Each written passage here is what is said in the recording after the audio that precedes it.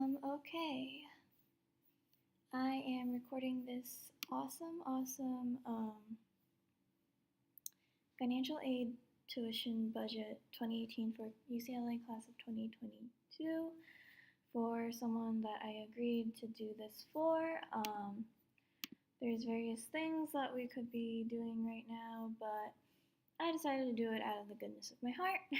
My name is Christine Yu. I'm Bruin of class 2021, meaning I'm your upperclassman, I'm 1 year older. I am also very well versed in financial aid because I'm a low income, first generation Chinese American who's lived in SoCal most of my life, but I will definitely cover international / non-resident tuition and how you're going to calculate it. So this assumption is that this all occurs within one academic year, meaning 3 quarters, meaning about 11 weeks per quarter.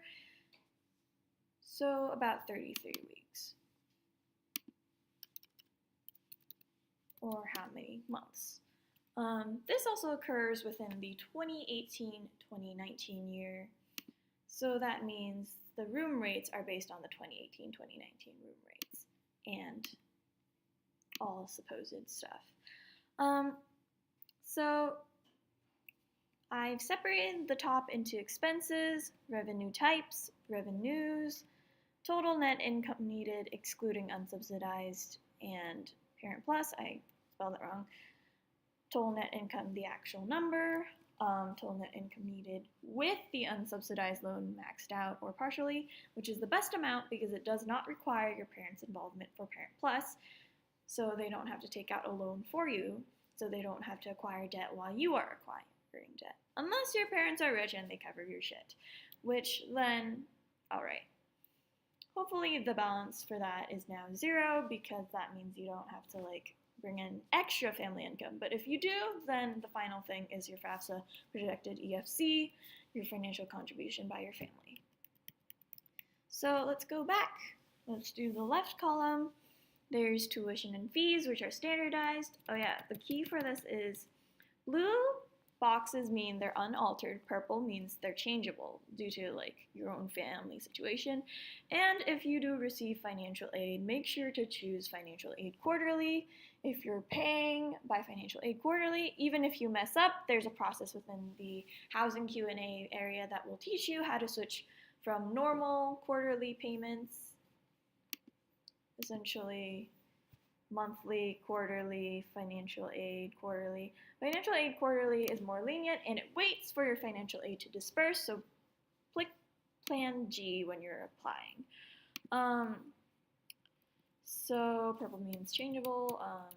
The green is just main headings. So let's go back up. Tuition fees are standard, they're not changeable. There are differences between if you're resident, non-resident, and also if you're on campus or off campus. Most of you will be on campus. It's very rare for commuters, but if you're a commuter, you can kind of not care about this expense. Not that you don't care about this expense, it's still there. It's resident expense, actually. So this is not the projected one that they put here on their per academic year thing because they're wrong. The actual thing is when you look at the undergraduate degree fees, annual 2017-2018, well, this is the same. So then you scroll down, this is continuing student, this line. This is for continuing students. That's not something that's relevant to you. You're a new student because you need to pay the document fee. So you look at this amount and it doesn't match. This 15K does not match the amount I found here. Why is that? So this amount includes USHIP if you're paying for UC health insurance. But a lot of you might not be, so I automatically subtracted that from that from that, and I came up with 13K for resident, 41K for non-resident, with 0.5 cents or whatever, 0.50. These are the most accurate estimates because they're based off of last year's, and unless they're upping it significantly, they should be around the same. They are upping non-resident tuition, so it's probably gonna be worse because the thing with tuition and fees, they don't raise it on non-residents just to like hurt them. They do it so they're able to ensure proper stuff. Because the government isn't giving public colleges and public secondary education that much money, which is why they have to raise tuition in order to support the stuff that we already have. And also because UCLA admits a shit ton of students. Excuse me for the language. So going down, there's housing and meal plan. That's purple, meaning it does change depending on the meal plan chosen in your housing. Make sure when you reference this for the number, you go to 2018-2019 rates. So you click this, 2017-2018 rates, those are not relevant to you.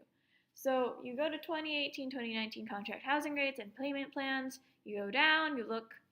So what do you want? Classic residence halls, deluxe residence halls, residential suites and residential plazas,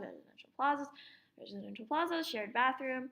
So looking at this goes from least expensive to most expensive. So depending on your choice, most people pick either classic, deluxe, suites, or plazas. No one really tries to go for double or single occupancy rooms. So when you're looking at it, look at classic triple, deluxe triple, residential suite, residential plaza triple with shared bathroom. Classic residence halls, again, they have communal bathrooms. Deluxe, also communal. But deluxes have air conditioning, I think. Yeah, deluxes have air conditioning. Classics do not. I'm also doing a housing tour, so I should be able to know this stuff. Residential suites and residential plazas. Residential suites are very open space because they have a living room. Residential plazas don't have a living room, but they are much more spacious than the other ones above. Again, most of you will be in triples, so remember to click into triple occupancy rooms. I'm basing my standard number in this sheet based off of classic triple with 14p. So what is 14p? 14p is the meal plan that comes with your dorm package. So 19p means 19 meals every week, about 3 meals every day for the weekday, 2 meals for the weekends. 19p also offers flexibility because P means flexibility. So P means that for the quarter, if every week you forget to spend a couple swipes, those swipes snowball into the next week. So if you forgot to use 19, you only use 17 this week, 2 of them will pass on to the next week, and then you can keep using it. P also means you can use 2 swipes within the same meal period. If you don't have P and you have 14R or 19R or 11R, you only get to use swipes within the meal period. So there's different meal periods. There's breakfast, lunch, dinner, and late night. If you want to eat 2 different things during lunch and you like smoothies, you like boba, 14p is better, but 14R is survivable. The thing with 14R and 14p is it's 2 meals a day. So you're going to end up either skipping a meal or supplementing it with snacks. I supplement mine with snacks, which is why I included a snack column below. So snack outside of meal plan. Let me go back. So housing and meal plan, this is what you change if whatever you want a housing with. If you can afford a deluxe, change that number right there to whatever you want, this number. And then the same with that, if it's resident or non-resident. Base it off of this number, not the number that they give you. Supplies, pencils, study materials, backpacks. So I would recommend stocking up on pencils, pens, highlighters, Post-it notes, lots of notebooks. Not so much loose paper unless you're doing math or STEM. Backpack is usually only a one-time thing, about $40, $50. My total for the entire academic year goes to about $250, not the worst. Choose your own amount. Textbooks, very standardized. I'm assuming, again, this occurs within one academic year, so it's 3 quarters, 33 weeks. I average about $100 to $200 per quarter on textbooks. That's something you can't really change.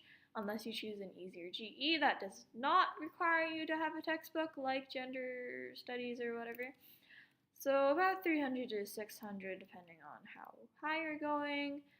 Mine is about 300 so far in my spring quarter. There's also PDFs, use textbooks, life hacks, check out Facebook's UCLA textbooks or share or whatever, buy and sell. Transportation. So there's around 3 big breaks within the school year. There's winter break, there's spring break, which only lasts 1 week. Winter break actually lasts like 3 weeks for me. And then there's summer breaks. So you can project ahead. Internationals can travel back home depending on maybe how much it costs, maybe like $500 round trip multiplied by 3, that's 1,500. Commuters can meet back home. My parents usually cover that part because I live in SoCal. Snacks outside of meal plan, mine goes to about $250 projected in the future because I eat a lot on campus, because Ackerman does not take your swipes, and then Louvail Commons does not take your swipes. So if you're on campus, you're in a hurry and you need to buy some stuff, don't be afraid to buy some stuff. But it does go outside of your meal plan. So they also sell donuts on Bruin Walk and other. Portos is really good. They sell Diddy Reese periodically. There's also giveaways on Bruin Walk. So even if you hate flyers, go on Bruin Walk. Healthcare and insurance, that's something you can't really change in blue. It's $2,242. A lot of times it's covered by a USHIP grant, which is changeable because some of them don't offer a USHIP grant to you. But USHIP is the UC version of health care. I would recommend keeping it even if you do have an insurance plan, because it helps with just getting pharmaceutical stuff at the ASH center when you need it. If you do have a great insurance plan, just waive it. Then personal stuff, that's very, very personal. Actually, blue is changeable. Blue should be changeable. I need to change this to purple. So purple is personal, it's changeable, so it varies. You can place your own projected value. Mine was around $200 for beginning stuff. So toiletries, like the closet hanger things, stuff that women put on their face, clothes that you have to buy if you're trying to like redo your wardrobe, hair stuff. Guys should be projected less depending on what guys' preferences are, and then mattress seats. You don't actually have to get twin XL like the way they say you do, but whatever. Then adding up all of these in column B together, you get your total expenses. So that's just like, let's just say for me that's like $20K. That's just a random number. It changes based on what you put here in this column. So now we go to revenue types. Revenue types. There's grants, free money, excellent. Pell grants are what I get. There's also Cal grants. There's also Cal Dreamer grants. So like, look into all 3 of those. Most of the time, it's already covered when you filed your FAFSA. If not, double check.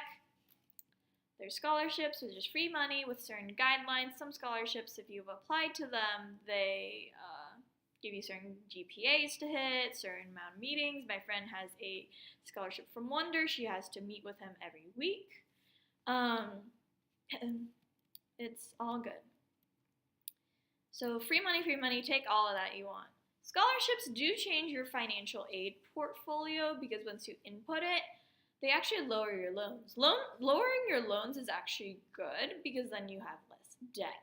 So actually, turn in your scholarships to UCLA. They say they lower your financial aid package, but they lower it in a good way. They diminish the amount of loans you have to take out. So loans, they can be good or bad.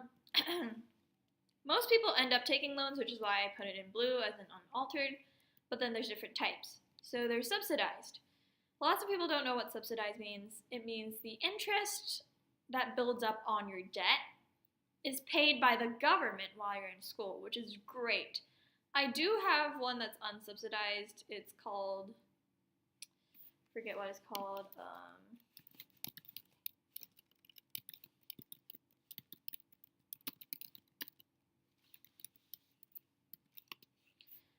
Forgot what it's called. So you can also check the interest rates for these. Direct subsidized loan. I have a certain type. I'm not gonna show you mine, but anyway.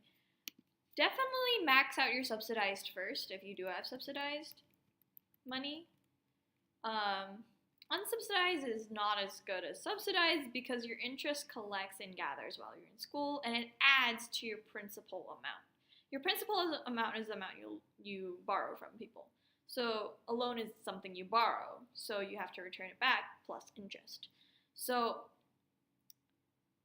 when you have interest gathering on unsubsidized, it adds to your principal amount. So even though you had $2,000 of unsubsidized, they add on the interest. If the interest is $12, now it's $2,012, and then they project interest off of that amount, which becomes $14, and then it keeps gathering, and then you end up with a massive amount of debt.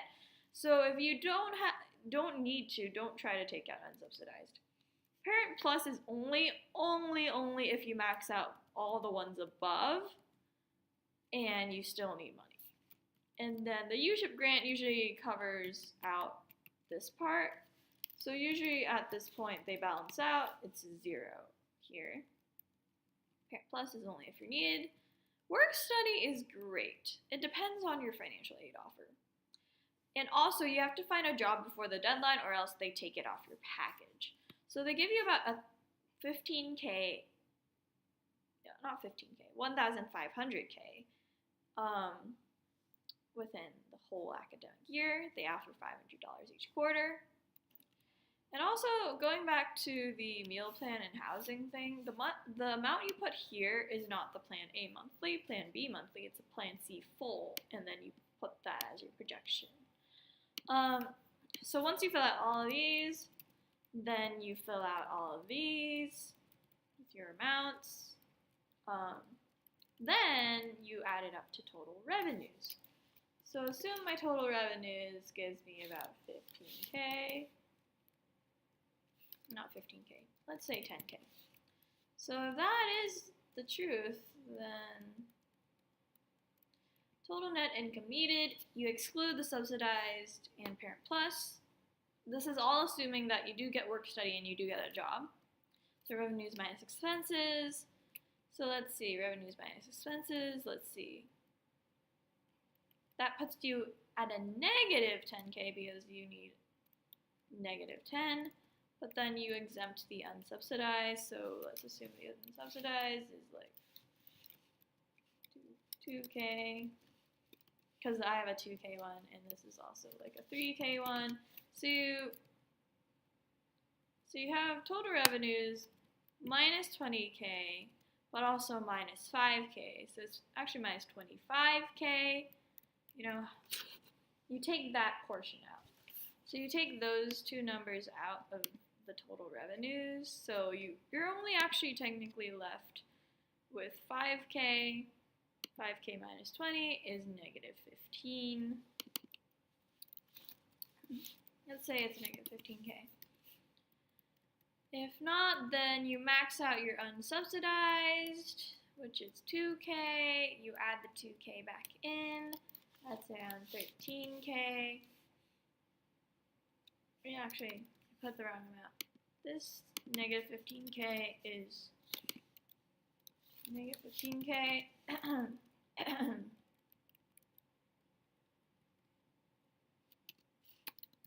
I should change it without.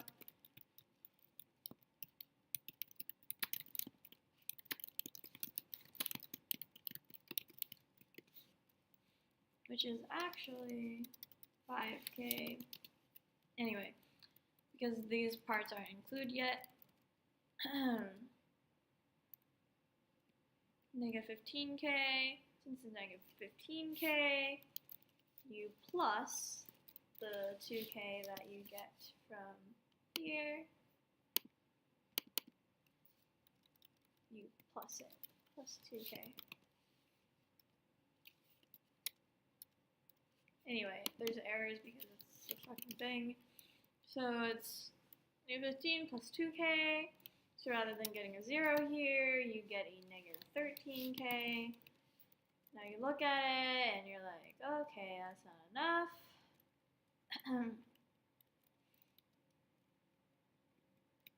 So then you look at best amount.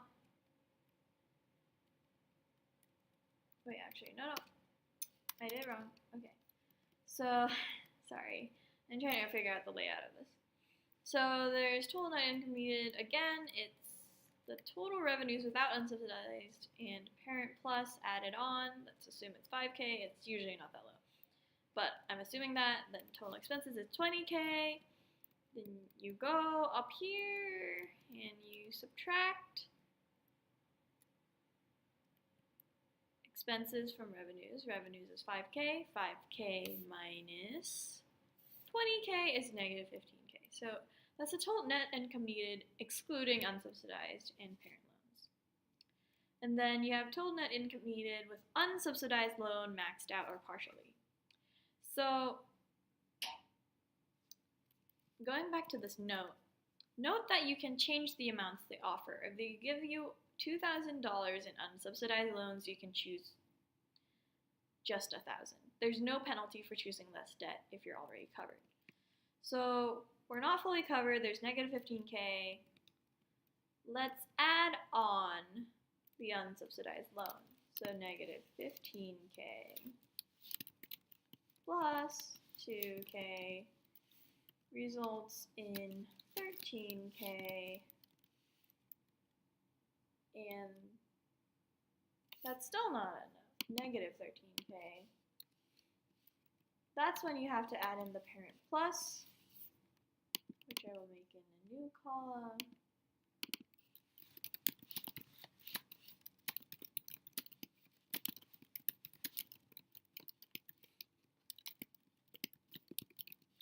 That means negative 13k plus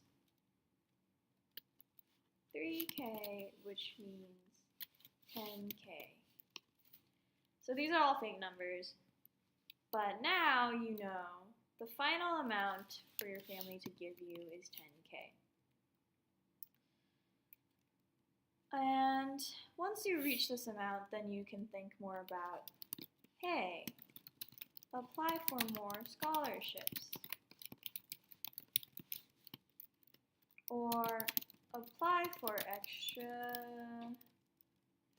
loans outside of FAFSA. These extra loans, you should check the interest rate, refinancing options, etc., etc. I can help you with that later on, but for now, that's what it is. I'm deleting this, deleting this, deleting this, deleting this. This I will change to bluish, because that's an explanation column. And let's see. This I delete. This I delete. This I delete. Let's see.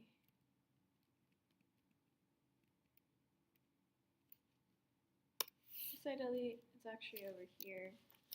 Usually this is already 0. If it's wrong, then you can figure that out. Usually UC Chip does stuff. Work study, you can add it on at the end actually, but let's say you get a job because you're talented and you're good people. And again, this is the total, this is the total.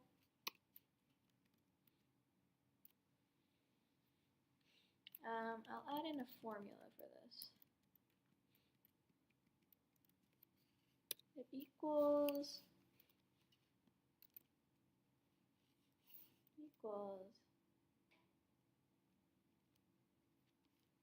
and when you put in numbers, you put in an actual number. Actually, you put in numbers, the subsidized numbers, plus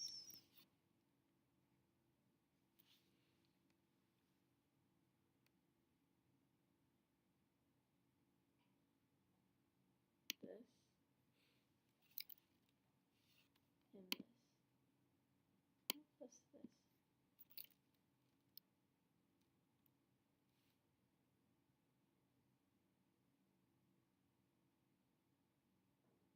Minus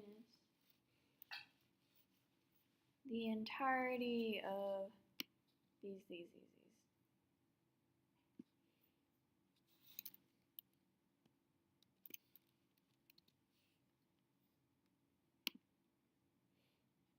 Yeah, so this is for numbers, but, you know,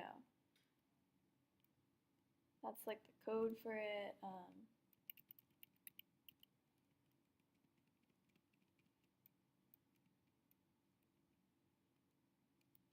And this is adding all the unsubsidized.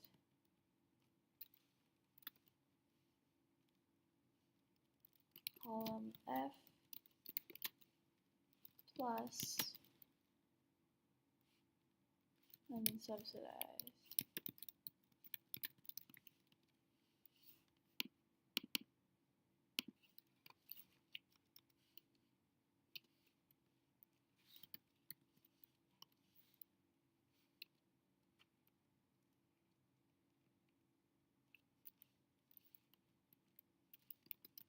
This is column G plus parent plus.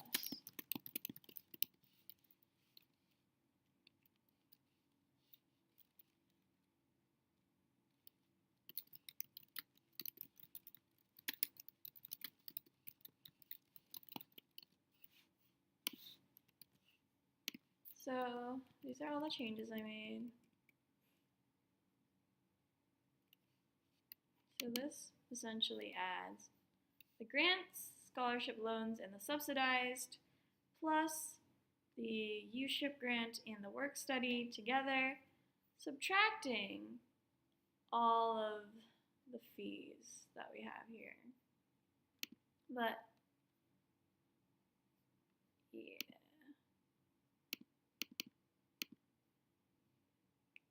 And then that's like the total, whatever. And once that total is found, then you do column F plus the unsubsidized loan amount that you want to take out, and then you do column G, which is this number, plus your parent plus, and then the final amount from column H is what you get when you want to